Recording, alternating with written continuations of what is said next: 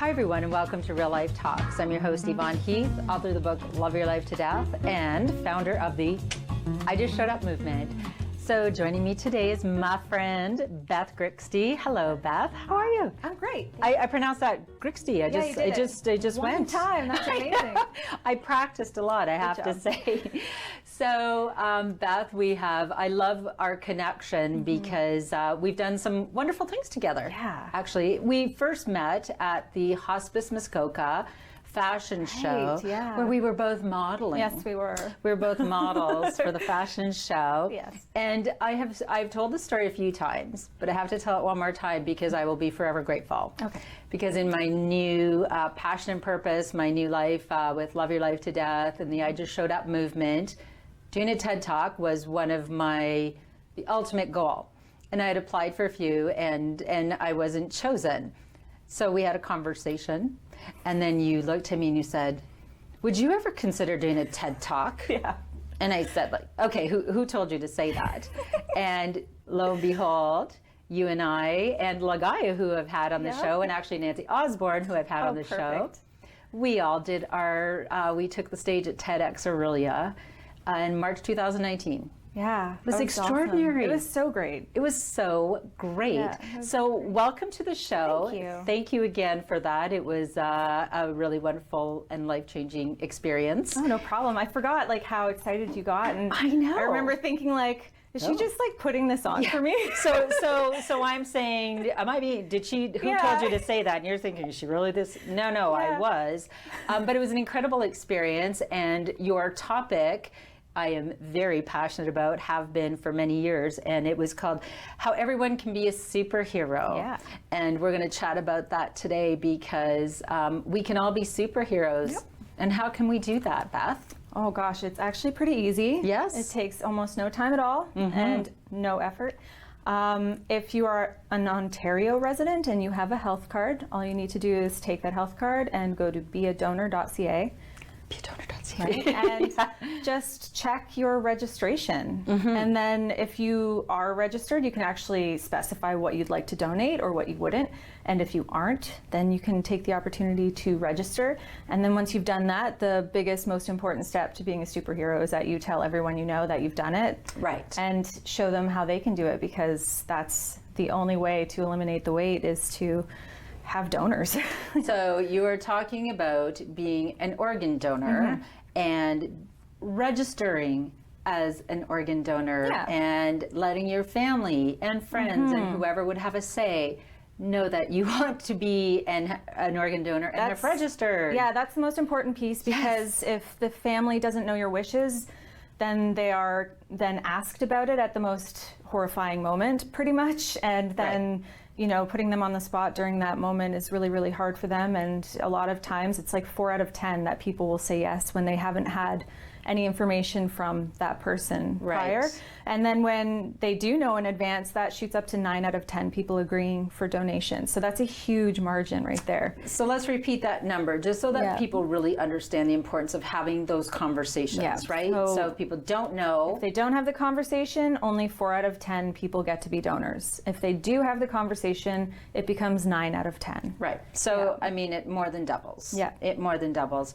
And so having been a nurse for 27 years, I can say I've had the experience of being that nurse in a room in those horrifying conversations of bringing up the talk about organ donation when families are grieving and in crisis. It is excruciating and awful. And we could eliminate that excessive suffering. Yeah. Right? That's the whole point. Have those conversations before you need them. Exactly. It's such a different perspective if you register and then you go to your family. So guess who's a hero? I'm a hero. Who earned a cape today, and show them how they can do it. It was such an easy conversation for my family after everything. It made it simple for them. And then immediately, anyone I've talked to, they'll go on and they all thought they were registered. My mom thought she was registered and she wasn't. Yes. So there's this transitional period from when we signed our cards, because people still say, don't forget to sign your donor card. That's not what we do anymore. We have to have an online registry. Right. And then the conversation, because even if you say, yes, I want to donate everything, your family can veto that.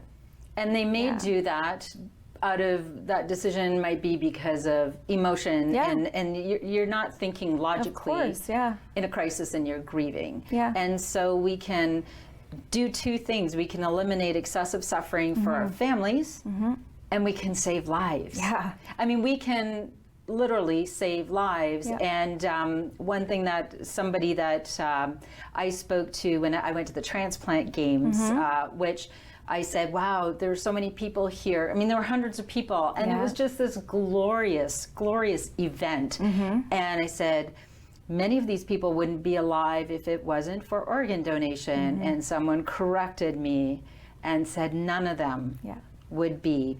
And that stayed with me. And another person whose husband is alive because his sister chose to be a living donor, which we'll talk about, and donated a portion of her liver. He is alive because of her generosity. And she said, organ donation doesn't save individuals, it saves families. It does. It's just such an important topic to have, and again, have the conversation before. Before. And we'll talk more about that. But you kind of took it to a whole different level, Beth, because advocating being a donor is when you die, not if, P.S. When, I'm sorry, let's have that hard conversation. We all die, and our death can literally, we no longer need our organs, right? But we can save lives. And there are also many people who are living donors. So talk about what being a living donor, and many people have saved a family member. What does being a living donor mean? So when you register, well, it's not really registration at that point. When you seek to be a living donor, a lot of times you will know someone that requires an organ of sorts. I know close to where we are, we do a lot of kidney and liver donation. And so they will essentially go in for surgery, and when they wake up, they are on bed rest for a little while. Yes, of course. But the person they care about is then able to wake up with them and to live. And they're often much better off when they wake up. So like the suffering that they've endured for so long is almost completely like disappearing almost immediately. They feel so different. So it's a lot of prep work, a lot of tests have to be done to make sure that you are healthy enough. That's the biggest part, because when you are a live donor, the focus is on your care specifically. They don't want you to be worse off for doing it, because what is the point of that? That doesn't really help. So they do a lot of workups, and you have a lot of tests done, psychological tests to make sure you're not being coerced, all these things. So it's a process, and that's another reason why we really encourage donation after we're gone, because there would be less need for live donors altogether, right? Well, of course, of course. And with a living donor, because we can live with one kidney. And so you may have a loved one who's been on dialysis for years, or their kidneys are failing, even dialysis is failing, so you can literally save their lives. And then with liver donation, it is a portion of your liver you donate. And it regenerates. It regenerates, yes. 100%. So, livers have two lobes, and usually with children, you're donating the smaller piece, the smaller lobe, and then it will regrow. And it regrows in both people, which is super cool. And then the larger piece tends to go for adults, and again, you regenerate. So you can 100%. have it's really, really interesting. So you don't, it's like, and your one kidney actually enlarges a bit when you donate a kidney to compensate, which is super interesting as well. But there are other organs we can donate while we're living. Even a portion of lung can happen. It just depends on where you are and what you have access to. I know for us here, it's like we can do stem cells, we can do bone marrow, we can do so many things while we're alive to help others. And it's incredible. And I know we both know the lovely Sandra Holdsworth, who was, a very passionate advocate. She had a liver, she was an organ recipient like 20 plus years ago. I've had her on the show, and she continues to be an advocate. So there is the possibility of, after you have died, to give life to others. Literally, you can save 8 lives, and you Live can. on. Yes, that's right. And what a beautiful part of your legacy. Or you can be a living donor and help a family member. But again, you took it one step further, and I would share your incredible journey, Beth, because I'm in awe, truly, of what you've done. So basically, I, at the time, had a friend who was very ill, and I could not help her, and I felt very helpless.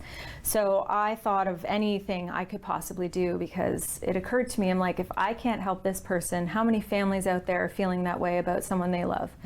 So I just started looking up organ donation on a whim in that moment. And then I'd realized how many things in my life sort of accumulated to get to that point. And then I started harassing Toronto General to let me be a living donor. So at first I wasn't sure what I would want to donate. So when I had a meeting with Dr. Levy at the time, he was head of transplant, I think, he told me, because I was just like, I want to give it all away. So you called Toronto General and said, hi, I'd like to give up some of my organs. Right. So I was like, just like, oh, how do boy. I be a living donor? And so anyway, it was the psychological testing, right? So Oh yeah, I can imagine. They're like, yeah, she needs a lot of it. So he told me that I had to, if I wanted to donate more than once, I had to do liver before kidney, because having only one kidney might affect the chances of donating my liver. Okay. So I did liver first, which is interesting. So when you go to donate your liver, the surgery itself is on par with open heart surgery. So that's the level of danger. It's like 1 in 1,000 danger. Wow. When you're donating a kidney, it's like 1 in 10,000. So the surgery itself is a lot less dangerous, which is interesting. So anyway, I was so like headstrong about it, and I just had such a positive, just knowing that this was all going to work out, that I was just like, yeah, nothing could stop me. So that started the hard conversation with my family, because we had not talked about organ donation even after death. So, Oh my goodness! Wow. So you can imagine their response. So how old were you at the time? I was 29 when I decided to look into it, and it was 51 weeks later that I donated. So it was a long process. Yes. I had so many workups done, and then I had to go redo them, because you have to have your blood work done in like a small window prior. And because I was anonymously donating, we didn't know who I would match. We didn't know. Like initially I was trying to donate to a child, no child matched me, and then they found what they referred to as a small adult. So I ended up So just to clarify, so people really understand what we're talking about here, is you couldn't help your friend, you wanted to do something great, you thought being a living donor, and not only a living donor, but an anonymous donor, because you didn't have any friends who needed your liver at that time. Yeah. And so you chose to be an anonymous organ donor to donate a portion of your liver. And now you have to go and have that chat with your family. Right. I would love to have been a fly on the wall for that interesting conversation. It must have been. So I really thoroughly educated myself before approaching my family, so that I had the answers for them. Yes. And so I could reassure them. And at first I had some opposition, clearly. That would be scary. I understand that. And it's funny, after time went by, my dad ended up becoming my biggest supporter. He went door to door with me, because it turns out I had to fundraise, so it wasn't as anonymous as I would have liked. So I had to tell people what I was doing. I really wanted to just do it and have it be a secret forever. So you had to fundraise. I had to fundraise because it takes 3 months off work to recover.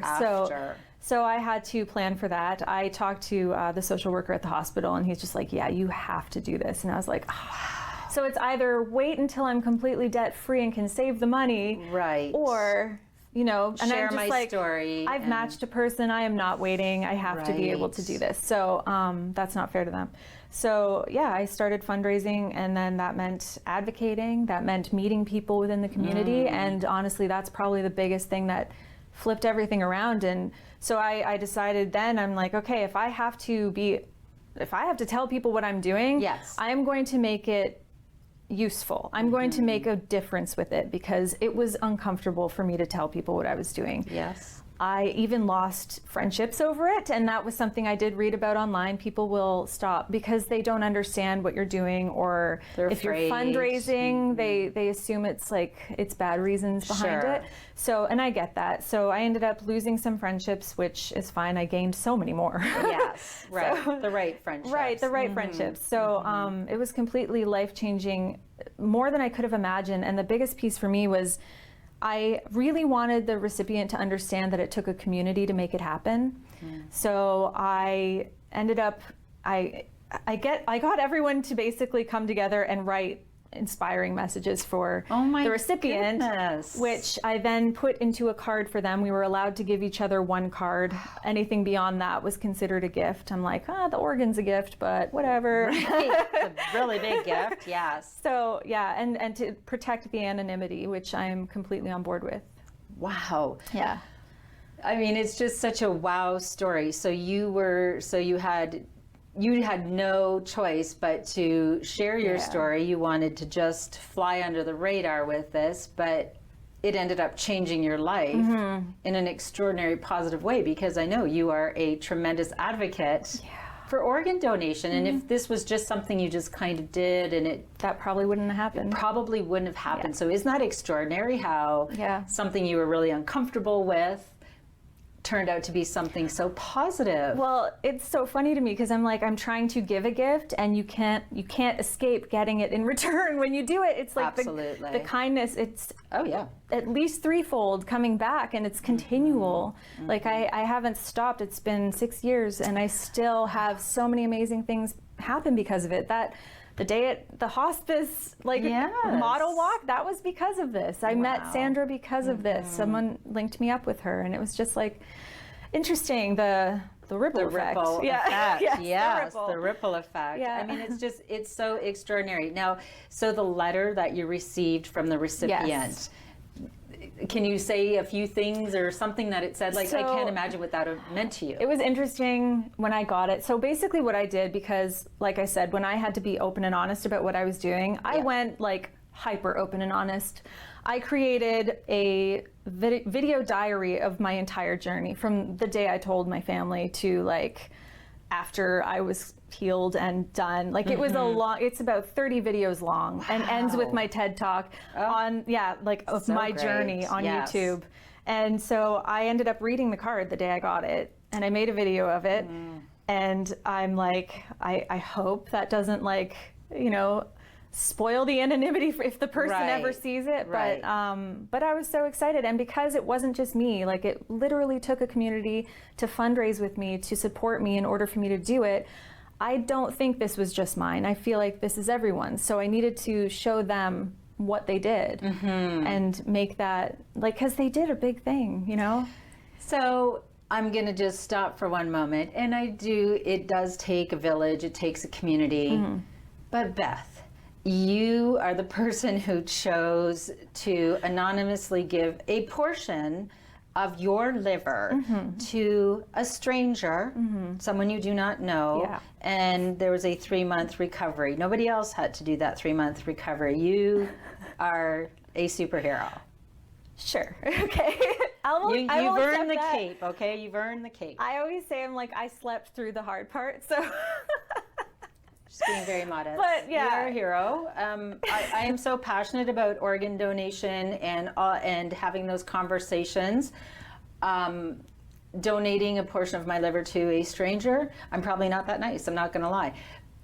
But what you're saying is, in doing that, it changed your life, and you got so much more in return. That's extraordinary. It's crazy, and it feels almost like selfish in a lot of ways. Because for me, I was thinking about, because like I said, there were so many reasons behind this. That was just the catalyst. But at the time, I was just like, I just wish we had a world full of people that would just be nice to others because that they're human and not because they knew them or were getting something in return. And I'm like, I guess I should do that myself. So I wanted to be the change. So I'm like, maybe if I do this will give that random person hope in humanity. Yes. Because that's what I want. I want hope in humanity. I want to believe that there are people out there that are willing to give of themselves without any strings attached. Right. So, and there are, aren't there? Well, there has to be, because I am now, right? Right. So that's what I was Absolutely. doing. I needed to see it myself. I needed to be it myself. And then from there, look at how many I've met, right? Like I'm Beautiful, surrounded wonderful by people. Yes. Exactly. So like I said, I feel spoiled in a lot of ways. Like if I honestly, it's such a surreal experience, and now that it's been 6 years, if I didn't have my scar, it would almost be like it didn't happen, right? Because I don't see the recipient, I don't know what they're doing, I don't know how they're doing. So it's if all these things weren't continually happening, it would almost be like a distant dream. Right. Right. But you are changing many lives because you now have your TED Talk, which I encourage everybody to watch. All you have to do is Google it. And you gave some startling statistics about people waiting for organ donation. And I think like every day, I rewatched your talk. Every day, 20 people die waiting for a transplant, right? And here's another aha moment I think that people need to hear is that who is 5 times more likely? You're 5 times more likely to require an organ than to be a donor. Right. Yeah. So again, you are 5 times more likely to require a transplant than to be a donor. And if you're willing to receive one, then why aren't you willing to give one? Well, there you go. And here I even brought, so I have my t-shirt, of course, and here's for everybody else. I love this t-shirt. What does it say? Don't take your organs to heaven. Heaven knows we need them here. Yeah.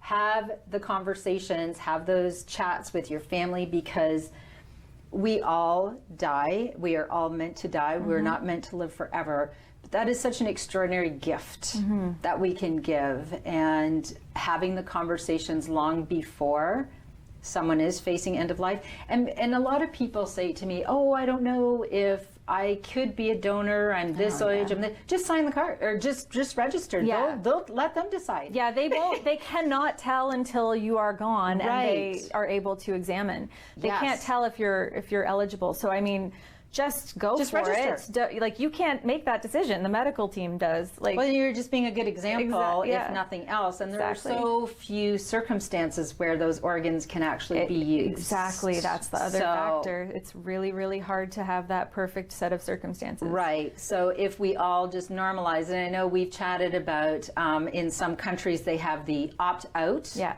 Right? So explain just briefly about opt-out and opt-in. Okay, so opt-out is basically the country, it's normalized to the point where when you die, that's just part of the death process. You donate your organs. They have many factors that make that successful. Spain is the best example of that. And so there are places now that are trying to incorporate an opt-out system. It's a big adjustment for the population, for sure. It can create some questions of autonomy and stuff like that. Sure. But the idea is you can still do that. You can opt out. You have that option. Opt-in is it's not assumed, and you can just you have to make the step to say, yes, this is what I want. Right. Which means having the conversation. Right. Yeah. So that's the challenge, right? Is a challenge. Because the people don't generally want to be uncomfortable, so they avoid it. But you are preaching to the choir, like talking about death and dying. Yeah. But here's the thing, and why I feel that the opt-out method is so much better, because many people have the intention. Yeah. Oh yes, I Absolutely. totally am going to register, and you forget because it's awkward, it's uncomfortable, and you just don't get to it. Yeah. So by the presuming consent, if you don't want to, you need to have those conversations and you need to take action. Yeah. And I think having all of those conversations and having these conversations early. Yes. I called our son Tyler out west when he was 22. I said, how do you start it? I said, hey Ty, awkward conversation coming up. Yeah. It's like, oh, I never thought of that, Mom. I said, yeah, I know. That's why we're having this conversation, because if I have to make this decision, I don't want to have to make this decision. I want us to already have had this conversation. Yeah. So just think about it. This is awkward and uncomfortable. Have the conversation, register, understand everyone's wishes, and then go on to living your greatest life. If anything, it's less awkward and uncomfortable for your family to know. So you're saving them that. Absolutely. And the pain of having to make that choice for you. Right. Yeah. So let's just have those conversations. Let's just do it. And so, okay, so besides being a living organ donor, you have, when we chat, I'm thinking, Beth is doing all of these wonderful things. I can't even quite keep up. But Neither can Beth. But I mean, it's a wonderful problem to have. Yeah, it because is. everything you do is great. Talk to So- us about, yes. Okay, well, first off, continuing on with organ donation, there's a program now where we are doing a high school outreach in the GTA, and we are teaching the teens about organ donation and the importance of registering and telling their family. Ah. So by the time they go for their license, they can actually have that Love it. done. So that's pretty Amazing. exciting. So I Very get to go exciting. and advocate for that and share my story, which is super fun. Oh, awesome. And so we've got that going. I have got, well, speaking of ripples, Ripple of yes. yes, so we have the Ripple of Kindness, which originated in Barrie in 2016 and has since rippled into Aurelia, which is really exciting if you haven't checked it out yet. And I am now bringing that ripple up to Muskoka with my amazing partner, Courtney Provan. She's helping Amazing. make this Thank you, happen. Courtney. Yay, Yes. Courtney. And so we're really excited. We're having, yeah, it's huge. So basically the Ripple works with like-minded women coming together. Like each of us probably, if we could, would donate a huge chunk of money Sure. to a charity if we could, but Yeah. it's not realistic. But when you combine your efforts, it is realistic. And Yes. so as a group, we nominate and we vote on a local charity, and then we collectively donate. And So amazing. There have been huge numbers going to local charities, like Barrie, for example. They've now got 250. I think to over 250 members. They actually have to split up their donations. Oh my gosh, I love it. So each donation is $25,000. Oh my gosh. And they do like 4 a year. And it's like, and that's how big it's become already. And Wow. That's incredible. it's such an easy way to give back. I love it. Yeah. And I told you that this would go by quickly, didn't I? Yeah. Because we are out of time. It's quick, Ripple yeah. of Kindness is in Barrie and Aurelia and now coming to Muskoka. Yes. Thanks to you and Courtney. And I love everything you're doing. Everyone needs to check it out, Ripple of Kindness. Yeah. And thank you so much for everything that you do. You are absolutely extraordinary. And of course, we'll tell everyone to register at beadonor.ca. Yes. So, thanks for joining us for Real Life Talks. This is a show about learning how to just show up for yourself and just show up for others and have important conversations like organ donation and kindness. So, if you want to be empowered and resilient and just show up, my call to action is always plan your life, plan your death, and then just love your life to death. And always bring your own tambourine to the party. Thanks. Bye for now.